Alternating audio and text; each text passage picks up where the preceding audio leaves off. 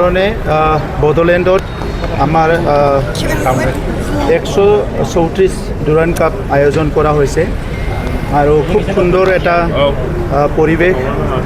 Indian আর্মিক মই বহুত ধন্যবাদ জানাইছোঁ। তেখেতসকলে আজিৰ পৰা 3 বছৰ আগতে আমাক এই সুবিধাটো দিছিলে আৰু বিশেষকৈ মই অসমৰ মুখ্যমন্ত্ৰী ডক্টৰ হিমন্ত বিশ্ব শৰ্মা ডাঙৰীয়াক ধন্যবাদ জনাইছোঁ। যেতিয়া অসমত ডুৰান্ড কাপৰ কথা আৰ্মি আহি আলোচনা কৰিছিলে তেতিয়া মুখ্যমন্ত্ৰী ডাঙৰীয়াই মোক কৈছিলে আজিৰ পৰা 3 বছৰ আগত যে কোকৰাঝাৰত ডুৰান্ড কাপটো পাতিব পাৰিলে ভাল হয় আৰু কোকৰাঝাৰত যি এটা পৰিৱেশ, এই পৰিৱেশটো যদি সলনি কৰিব লাগে ইয়াত দেশ বিদেশৰ মানুহ আহিব লাগিব আৰু ডুৰান্ড কাপটো এছিয়াৰ সবচে পুৰণি এটা টুৰ্ণামেণ্ট। 1888 এইটো আৰম্ভ হৈছিলে আৰু ভাৰতৰ বিভিন্ন অঞ্চলত এই ডুৰান্ড কাপটো অনুষ্ঠিত কৰে। কিন্তু বড়োলেণ্ডৰ নিচিনা ঠাইত বা কোকৰাঝাৰৰ নিচিনা ঠাইত তেখেতসকলে যোৱা 3টা বছৰ কণ্টিনিউ আমাৰ তাত ডুৰান্ড কাপ আয়োজন কৰিছে।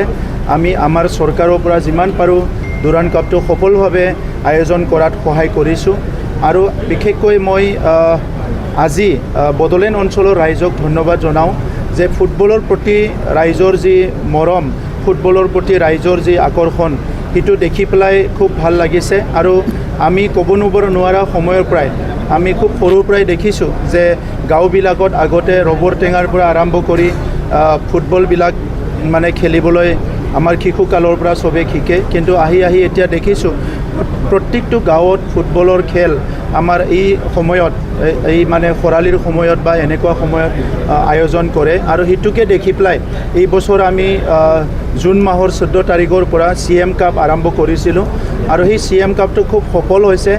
তাত আপোনালোকে চবে গম পাইছে যে 3760টা ক্লাব আৰু প্ৰায় 67,000 প্লেয়াৰ্ছ ইয়াত অংশগ্ৰহণ কৰিছে আৰু এই আমাৰ যি ফুটবলৰ দ্বাৰা আমাৰ যুৱ যুৱতীসকলক এটা নতুন দিশলৈ আগুৱাই নিয়া, তেখেতসকলৰ মনত এটা পজিটিভিটি, যিবিলাক নেগেটিভিটিটো দূৰ কৰি এটা পজিটিভিটি আনা আৰু স্পৰ্টিং যিটো এটা কালচাৰ বা স্পৰ্টিং স্পিৰিটটো তেখেত মাজত আনি তেখেতসকলক খেল জগতত মাত্ৰ নহয় শিক্ষা আৰু বেলেগ কামতো তেখেতসকলক এনকাৰেজ কৰাৰ এটা পৰিৱেশ গঢ়িবলৈ এই প্ৰয়াস কৰা হৈছে।